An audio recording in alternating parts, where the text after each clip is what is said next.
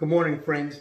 My name is Councilman Johnny Farias, and I'm here with my son, Johnny Farias Jr. Today is the 12th day since I started feeling ill. 8 days since my test came back, since I took my test. My entire household was tested. And 3 days since our positive diagnosis for the COVID-19 virus. Our spirits are high today because we're feeling much better. Our voices, our demeanor, and our spirits are energized. Our bodies are still trying to catch up because we still get real winded. We feel blessed and fortunate that we are recovering as a family. I want to take the time this morning to speak about our journey from the time that we got the news that we were tested to this morning. The whole experience has been emotionally draining.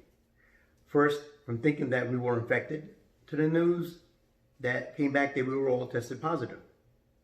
My heart felt like it dropped right out of my chest.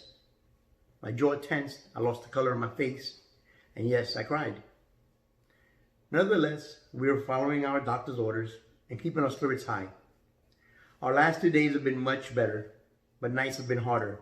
My wife's still coughing. In fact, she's not here because she's not feeling too great this morning. At night is when it hits us harder because we can't sleep. It makes it more difficult. My boys keep them busy spending their time on video calls and video games. I've been cooking now more, which my wife enjoys. I'm also on the phone guiding constituents and businesses to the resources that are available. And I'm not happy with the way that's going either. I'm sick, but still have the fight in me. As a small business owner, the Small Business Paycheck Protection Program, which we know as the PPP, and the SBA online process has not lived up to its promise. The process is onerous, and difficult for an experienced business, so I can imagine how it must be treacherous for businesses that have never interacted with the SBA. More importantly, there is no communication after the application process has been completed. I've guided numerous businesses through the process, but they have not received any funds or even information updating on when or how they will receive these loans. And I've applied myself. The system is broken, and our leaders must assist small businesses that are the backbone of the American economy for the sake of the workers and the country. I don't know how else to say this. Our state leaders have failed our workers due to the disastrous unemployment compensation website and the ineptitude of the leaders in charge of protecting these same workers. I stopped counting already how many constituents have called me for help on how to navigate the problem, and it's been painful. For example, I have a constituent that filed the unemployment compensation on March 15th, and look where we are today, and her application is still pending. Working people are suffering through no fault of their own. Our state leaders need to step up and work day and night to right this wrong. Food security is becoming a real problem for our citizens.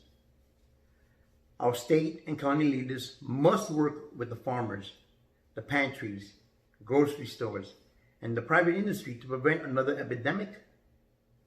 It's going to be hunger. There are numerous citizens that are lacking the basic dietary needs, and our leaders need to step up and make a difference. Our county leaders need to have the foresight to buy diagnostic tests for all the citizens of Miami-Dade. They must provide the leadership for our citizens that is lacking everywhere else. It's inconceivable that after the testing age was dropped to 18 years, on Monday at the Hard Rock Stadium testing site, that the site ran out of tests in under 2 hours. Our county leaders must rise to the challenge and buy more tests for its citizens. Face protective gear has been hard to come by. So in my comments, I will post a video on how to create a homemade mask based on the CDC guidelines.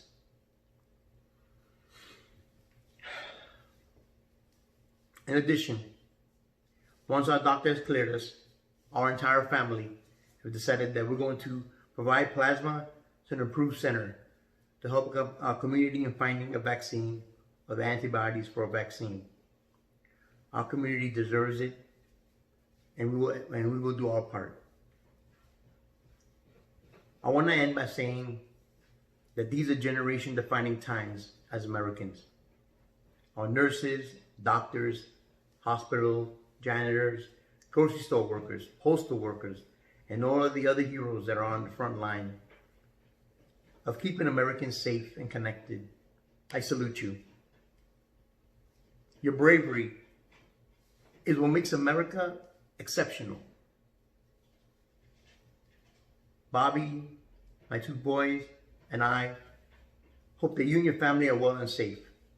You are in our prayers, and you are not alone in the struggle. To the hundreds of family and friends, neighbors, and people who have reached out to me and my family through texts, emails, phone calls, and social media, it meant the world to my family and me for your support, your concerns, and your love. For those that dropped off lemonade and special tea, I can't thank you enough. Before I close, I want to stress something very, very important. I was doing everything possible not to get infected, and here I am. Here we are. As I said before, the beginning was horrible, but what I didn't tell you, what was the worst part of this virus. The night after we were notified, after I absorbed it all in, it hit me.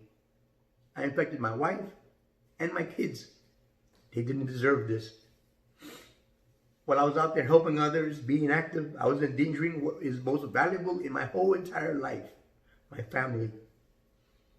If something happened to them, I would never forgive myself. That instant, that moment, that feeling, I wish I knew no one. You do not want to know how that feels. It eats you up inside. You don't want that on your conscience. Trust me, you don't. So please stay safe. Stay home. Not only your life is at risk, but your loved ones. My family and I are thankful for being here today, and we want everyone to know that we are getting better, and we plan to make a full recovery. Besides, we have a commission seat that we got to win for all of us. Goodbye, and Godspeed.